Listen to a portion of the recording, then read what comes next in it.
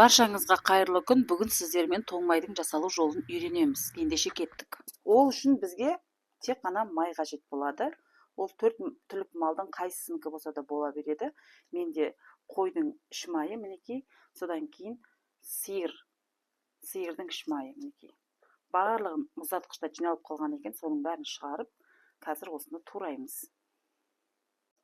Өзіңіздің қалауыңызға қарай, қалай турасаңыз да, ет тартқыштан өткізсеңіз де болады, я болмаса қолмен турасаңыз да болады. Мінекей осындай жіңішке бөліктерге, бірнеше бөліктерге бөліп,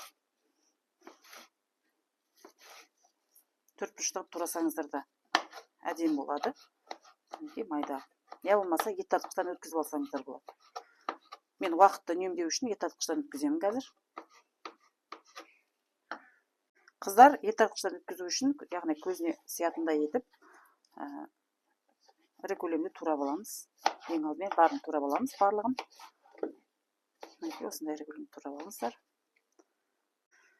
Майымызды мінекей төртбұрыштап турап алғаннан кейін ірі көлемде ет тартқышымызды қосып, майда көзінен өткізіп жатырмын. Неғұрлым майда болған сайын майымыз, майды көбірек алатын боламыз. Мінекей қазір қосамын.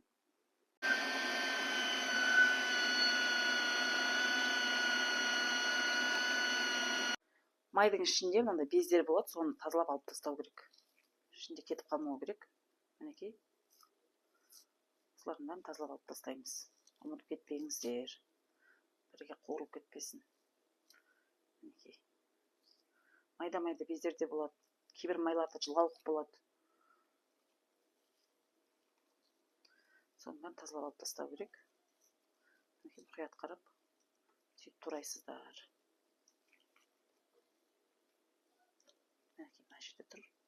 Мінекей ет тартқыштан өткізіп, сыйымдылығы үлкен, менде 15 литрлік ыдысқа мінекей салдым. Неғұрлым кең болғаны жақсы қайнайтын болады. Енді астына от жағып қойдым, газға қойдым. Мінекей асты еріп, үстіне май болып шығып жатыр. Астындағы май еріп жатыр. Жайлап араластырып қоямыз.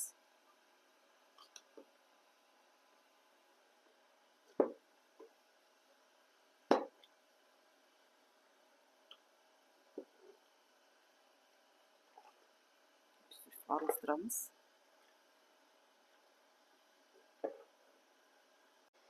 Іш майымыз толықтай еріді.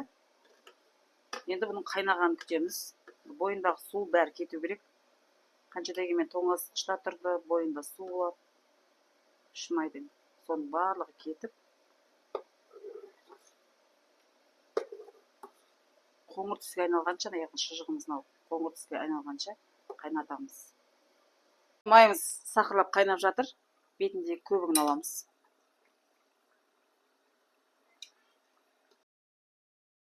Шамамен 40-45 минут өткеннен кейін мінекей майымыздың ішіндегі шұжығымыз қоңыр түске айналды.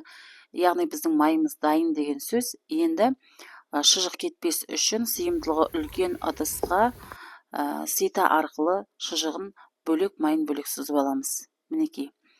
Осы шұжықты бала күнімізде бізге анамыз нан пісіріп беретін.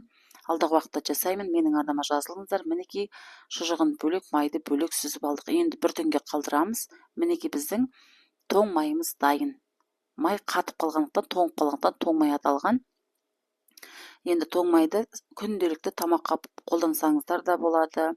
Өзіміздің пайдаланып жүрген сұйық май дейміз ғой, өсімдік майға араластырып қойсаңыздар да тамаққа өте дәмді болады.